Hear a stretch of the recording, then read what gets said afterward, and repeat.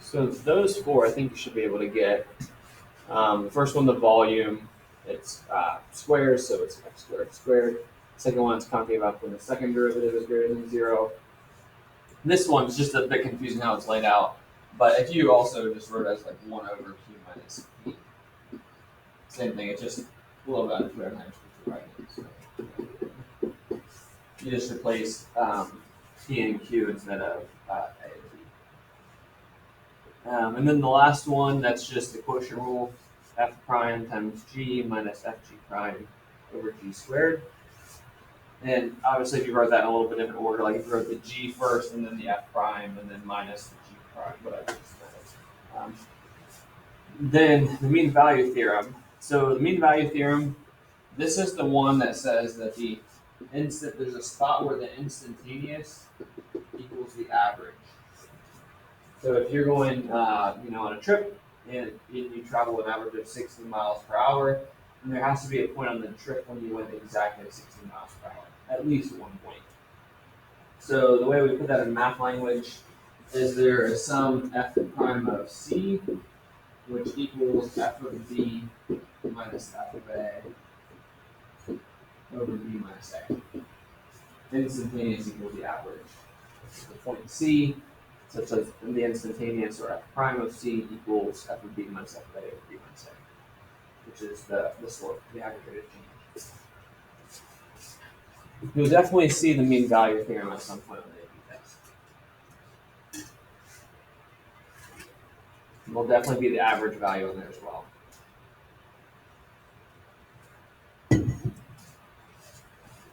Any questions? We'll probably do some more of these like memory quizzes now that we're almost done with the unit. They're just a good way to make sure you know these formulas that you have to know in the test.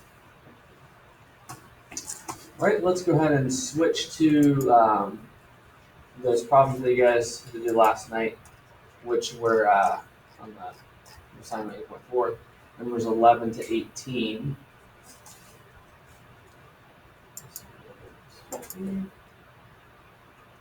So 11, had quite a few parts there.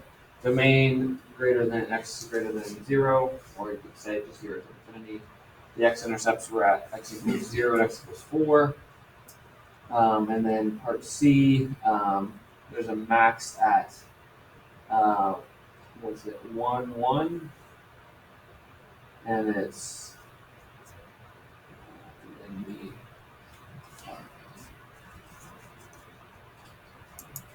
part D, the range. The range then is all y values less than, we'll do 1, so negative infinity to 1. Number 12, there you were asked to find, so the graph has no points of inflection by building at double prime number line, which indicates concavity. Okay, so you had to make a little number line, show it, there's a number line, and there's no plates. Basically, that's true, because the only point of inflection would be at 0, right? And then 13, use the results from 11 and 12 to sketch it without a calculator. So that's the best sketch you can come up with there. That's concave down the whole way. It is switched to increasing to decreasing, but and then 14. Find that without a calculator, the integral, and you should have got 8/3. 15 was an f average, which should have been 2/3. 16. That one. So you had to find the place of what that c value for the average was, the previous value, and that was 0.178 and 2.488. 2 places. And then 17 had an instantaneous rate of change, so just taking the derivative and plugging in 2. And You get 1 over radical 2 minus 1 without a calculator, with a calculator, negative 2.92. Any of those that you guys struggled with or any questions with? Did you know how to do all of them? Okay. Do you remember which one you had to look back for? Most of them. Yeah. What about you, Preston? Did you know how to do them all? Yeah, refresh. Alright. Well, that's what the last month will be, is refresh. Alright, so we left off at number 10. So we've got 11 through 25 still. Okay.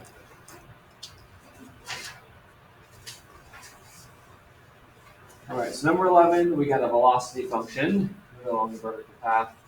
A is acceleration, y is the position, and we find an equation for the acceleration. Alright, so how do we do that? The first step there.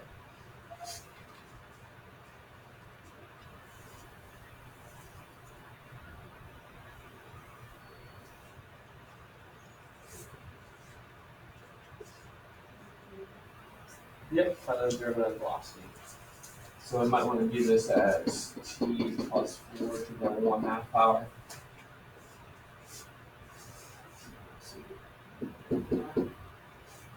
Actually, why don't you do the derivative first before I do it, just to make sure you know how to do that.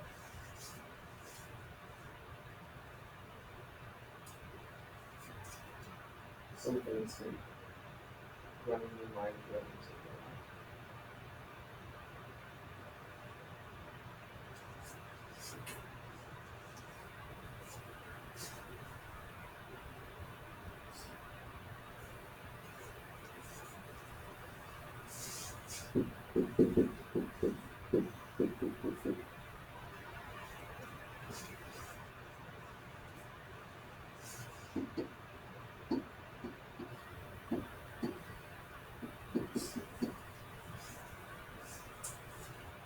So that's the chain rule. You bring the exponent down in front, you subtract 1 from the exponent, and then you would multiply by whatever's in the parentheses, but that's just a 1 because it's 2 plus 4. Alright, which would be the same as writing it as negative 1 over 2 square root of 2 plus 4. Alright, next one is the equation for the position, given that the y of 0 is negative 10/3. So how are we going to do that?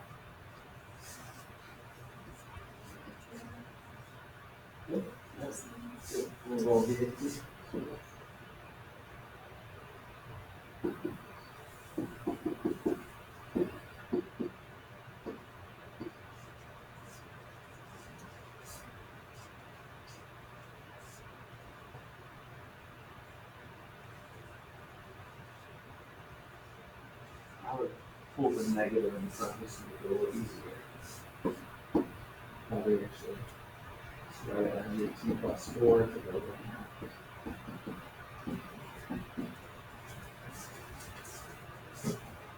And then you can either use a U substitution, but if you do use a U substitution, you're gonna get where it just is just 1 right here to U. So there's really no need to do it. If you just add 1 to the power and then times it by the reciprocal of that.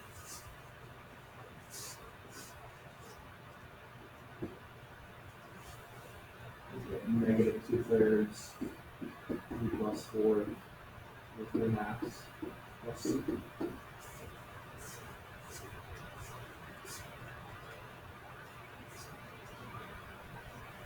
All right, this is what we could call our general solution, y2. But it does give us an initial condition there, which we can use to solve for the c. Just remember, whenever you integrate and you don't have the limits on the integral, you do have to put the plus c. So we can find that c. This is y of 0 is negative 10/3, so let's put that. So negative 10/3 equals negative 2/3 times 0 plus 4.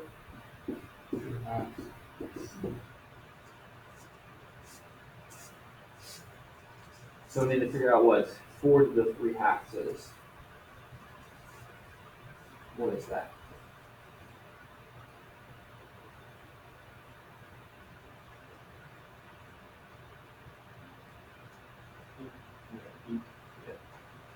Yeah, because the top is the power, the bottom is the root. You can do in either order if you want to. So you can either do the square root of 4 cubes, which is the easiest way to do it, or you can do 4 cubed and the square root of that. We've got either way to get the same answers. It's easier to square root 4 first because you get 2, and then 2 cubed is 8. So then we'll have negative 2/3 equals 8 times negative 2/3, so negative 16/3. C. So we add it over, looks like we get 6/3, right? Just 2.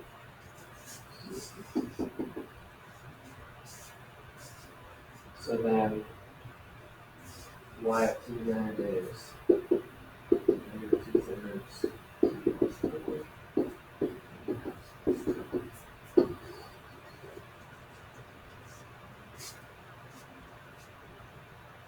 Alright, then we gotta find y of 5, v of 5, and a of 5.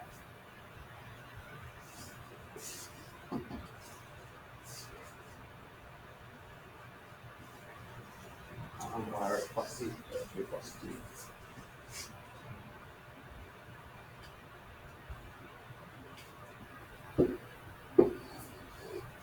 Alright, so y of 5 is going to be then 9 to the 3/2 power. So the same strategy, take the square root of 9 and then cube it. So that would be 27, right? Square root of 9 is 3, and then cube it is 27. And then times here would be negative 54 thirds plus 2. And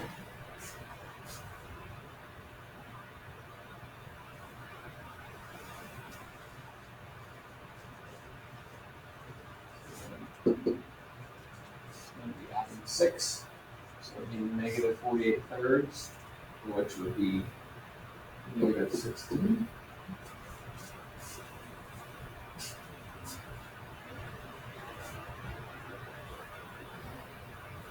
V of 5, let's plug that into the original equation up there, being negative 3, right?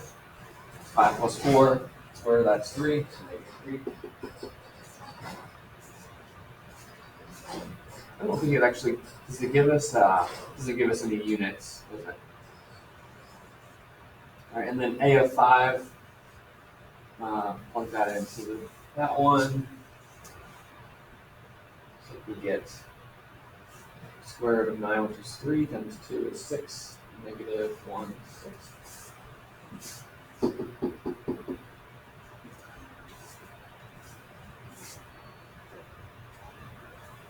And then we're asked the speed of the object at time 5. What is that?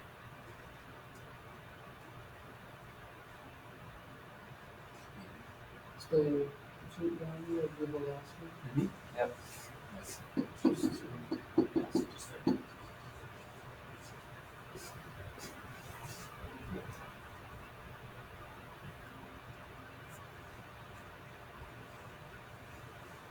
Alright, so we got some, on the next one, we got velocity, acceleration, displacement, and total distance. Alright, we're supposed to use a calculator, so we can do that. So you guys go ahead and find the velocity there at 2.3.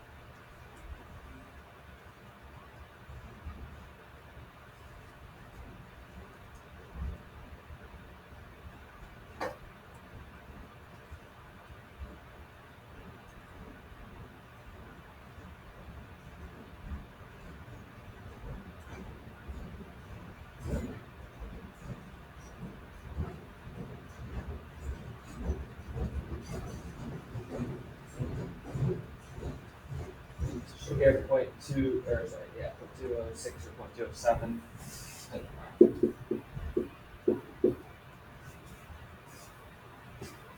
And then acceleration, don't actually compute the derivative because it's going to waste some time. Remember that you can do a derivative on here. You guys remember how to get there? Most things are either in the math menu or the calc menu. This one's in the second calc. And you'll see the second calc, dy dx. You can just type in that value. 0.007 and 0.008.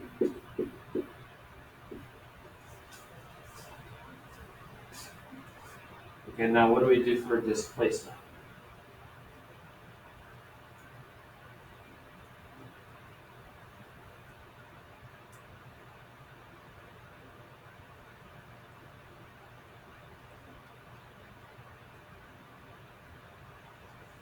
Take the integral, right? So displacement versus distance.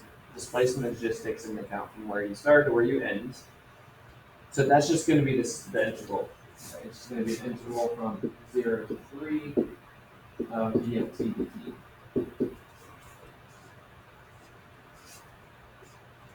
So we can just do our math f and n's for that one. You can either retype the equation or you can just use your y1.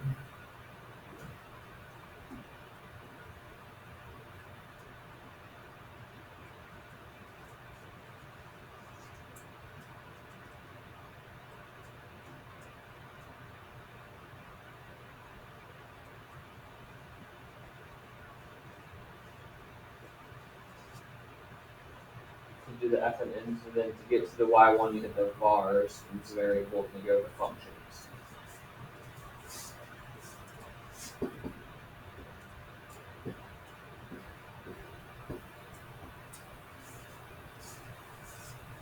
You get negative 0.098.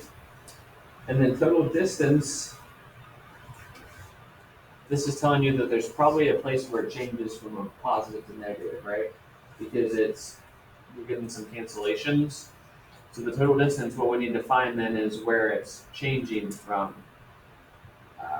positive to a negative.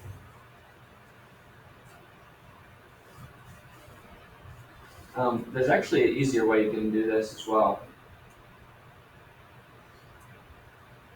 So you can find that spot on your calculator, or if you're allowed to use a calculator, you can actually just do it this way.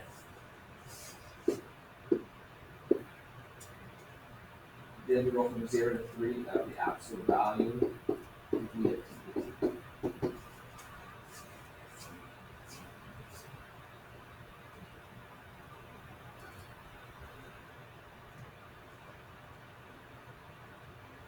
Should be the same as let's go look at it.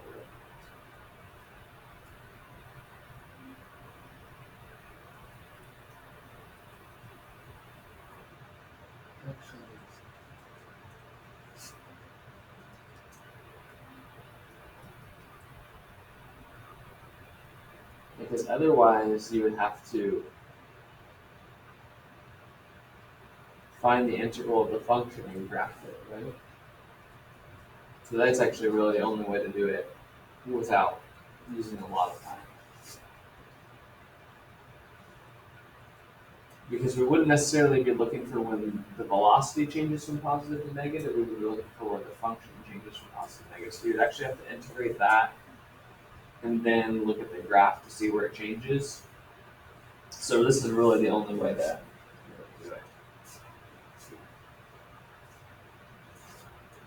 And you guys all know where to find that for value,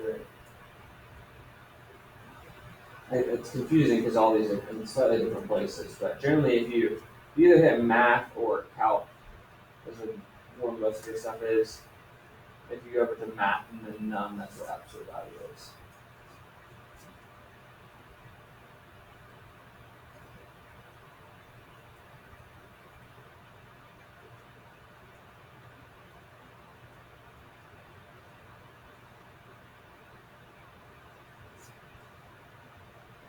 we should get 0.7798, so we actually get 0.8.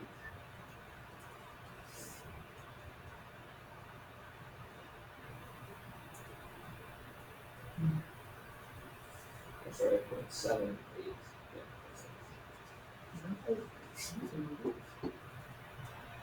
But I think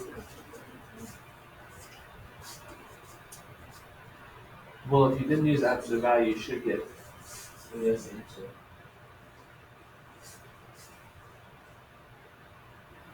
yeah, subtracted, going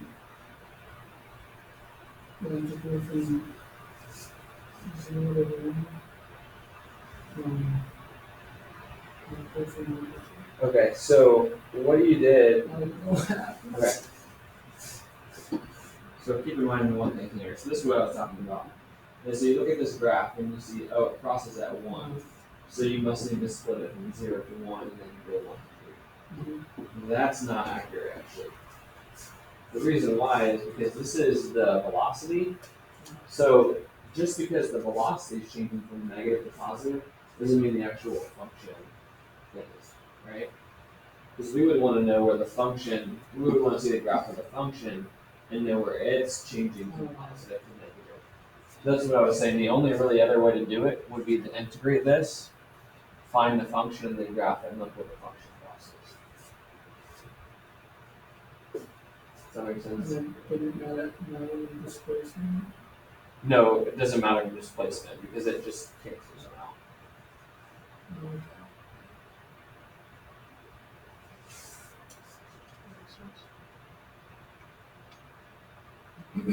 Because just because a function switches from increasing to decreasing or something like that, it doesn't necessarily mean it's not positive anymore, right? Yeah, that's a bit confusing there. All right, next one, if the graph of f(x) is concave upward, does a trapezoidal approximation give a value larger or smaller than the actual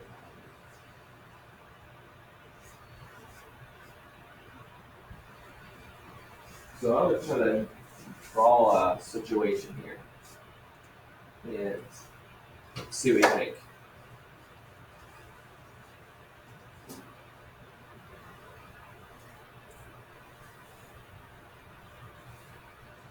A little picture of a function that's concave up, and I would even make it something that's both increasing and decreasing concave up.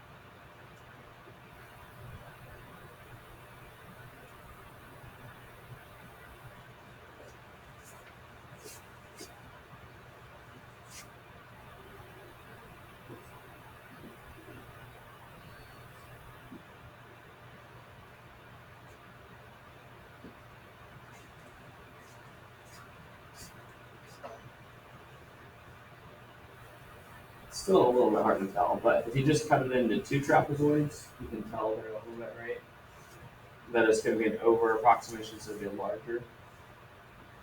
Another thing you can do is if you're still not sure, think about the opposite scenario, because the opposite scenario would give you the opposite result.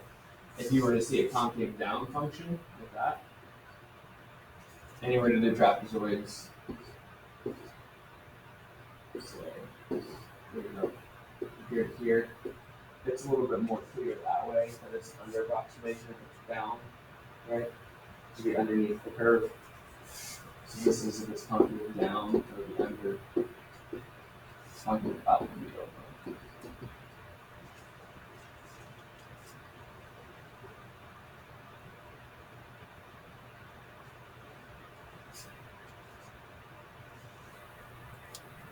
Were you guys able to see that when you drew it, that it was over?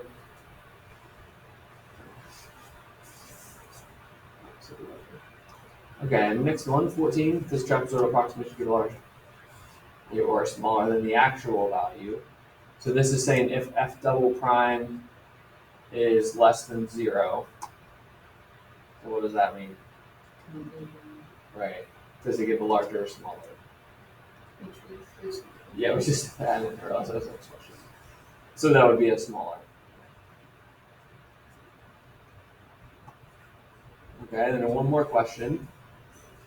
If f double prime of x equals 0 on AB, what must be true about the value found using a trapezoidal approximation in the actual value?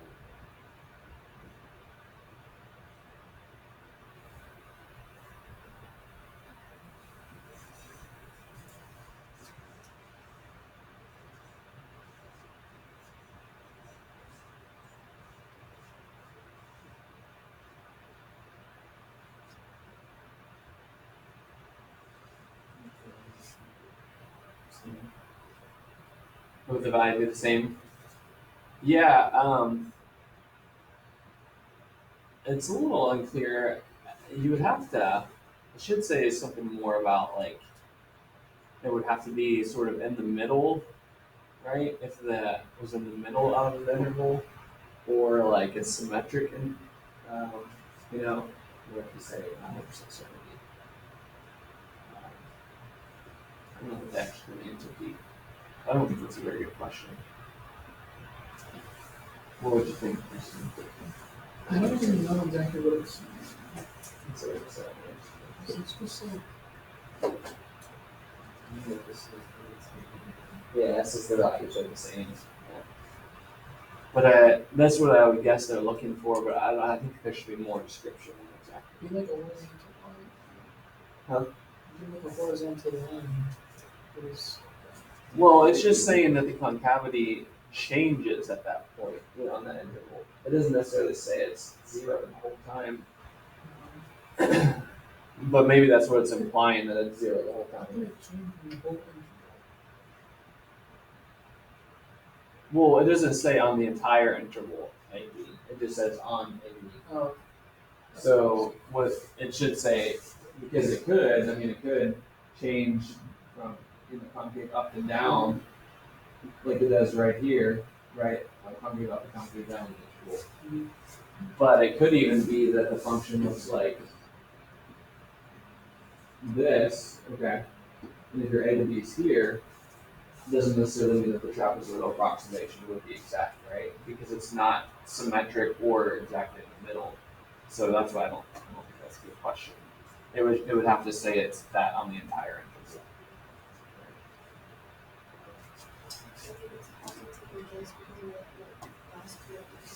Right, yeah, that's what you would guess based on the questions, yeah. I think on the actual AP test, it hopefully would be a little bit more clear than that, because I could argue that that's not correct. Okay, next one, list the x locations of the discontinuities for each function, label as removable or non-removable. Right. Yeah, well, how do we find discontinuities? Maybe zeros on bottom. Yeah, just to figure out what the denominator is 0. And then we can compare them to the numerator to see if it's removable or non-removable, right? Do that. Because if it's a 0 of both, then it's just a whole, right? Or if it's a 0 of just the bottom, that means it's going to be a mass. Unless it's a piecewise function like this one, which it could be even something, different. It could have a jump or something like that. All right. Discontinuities count with short edges. Or is that something?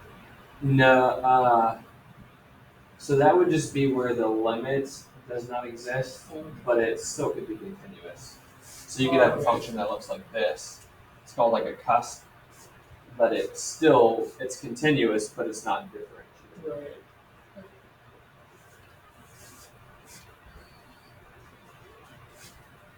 All right, so let's try the first one, 16. What are the discontinuities there, and are they removable or not removable? There's 2 of them. Yep. And so you're saying 2 is okay. Yeah, we would want to factor this, right? Plus 3 and minus 2. So 2. Uh-huh. Yep. And both of them are not removable, right? You might think that this one is removable because 2 is up there, but when you actually solve this, you get x equals -2, right? So both of these are non-removable.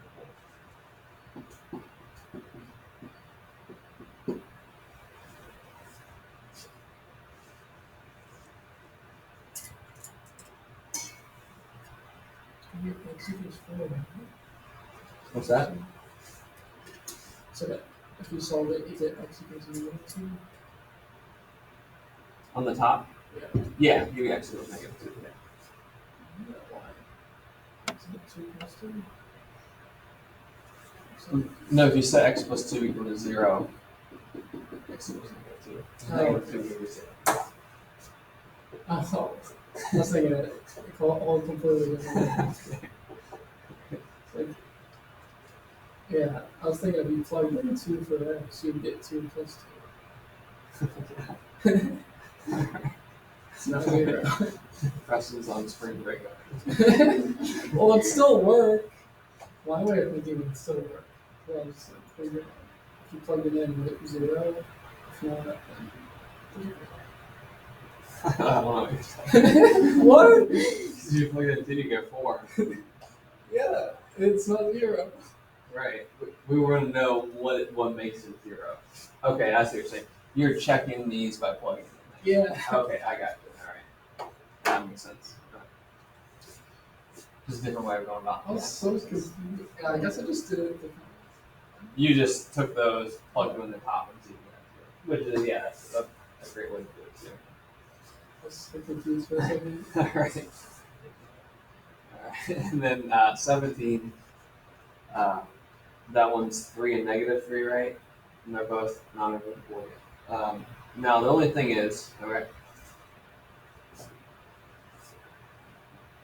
what's all right? So one thing just to check here.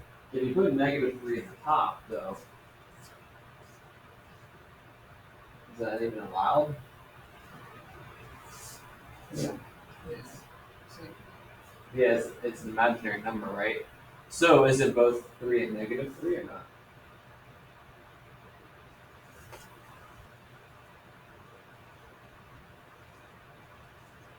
Probably not -3, right? well, that would be like a function doesn't exist for me. Yeah, a function doesn't exist there, so it wouldn't have a discount there either. So it's actually just 3. So be careful. The case of it being 0 at the top, also has some exceptions as well, right? So it's just 3, and that is not 1.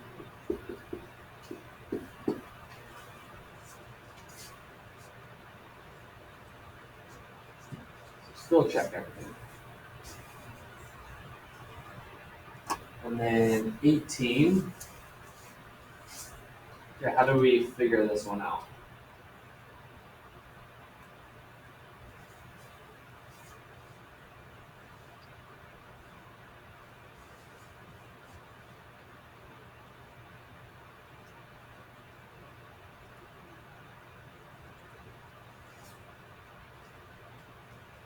There's a couple of things we got to consider.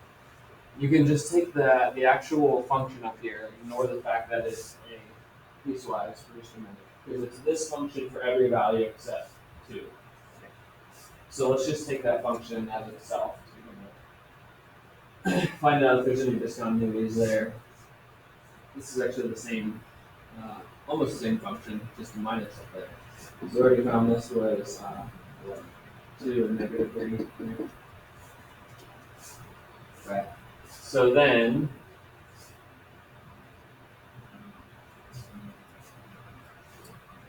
it's kind of a weird function. All right, x equals -3. Let's go ahead and focus on that one. That's a non-removable, right?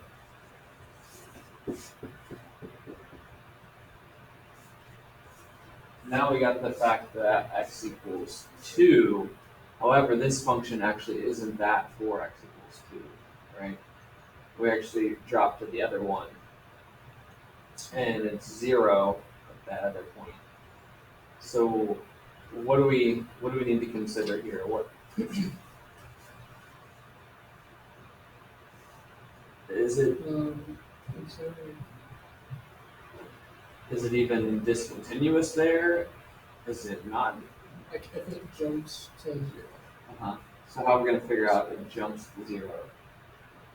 And then numbers closer to Okay, so essentially we need to do the limit, right? We need to take the limit from the left and the limit from the right, and see what we get. How do you guys want to do the limit?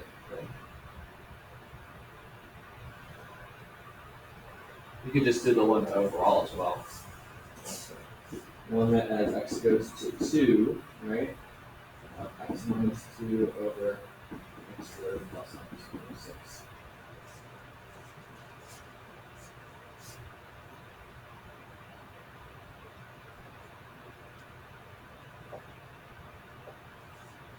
And now, when we do the limit, we're allowed to, we can like cancel stuff, right? So we could actually then factor this. X minus 2 times x plus 3, right? Just cancel. So we get the limit at x goes to 2. The limit at x plus 3.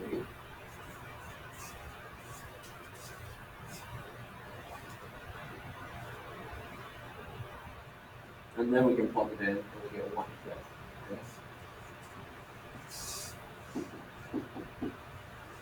So the limit of this is approaching 1/5, and the actual value is 0. Yeah. So it's going to be a removable discontinuity. This one means it jumps to 0. Yeah, it jumps to 0, and then we jump back to the end. So then the x goes to 2. It's kind of tricky. There's a lot of traps in there. I know, yeah. Yeah, you can also kind of gauge these, like if you're at the third problem of a section, then you can guess that there's probably some sort of trick in it, right? It kind of builds up. So the first one was really straightforward, the second one was a little bit tricky, and the third one was really tricky. Let's see. We'll stop there. So we got 2 minutes left. So tomorrow is Wednesday. So I'll give you, tomorrow we'll finish this, and then I'll give you the calculator section. And I guess if you want to work on that in class, then you can, or if you want to do some more review, and then that will be homework just due by Friday, and then we'll do that non-calculator on Thursday, Friday. So we'll finish those up. And then let's really good review ones here. Yeah, let's do a couple here with the mean value theorem, because I don't think that's probably good.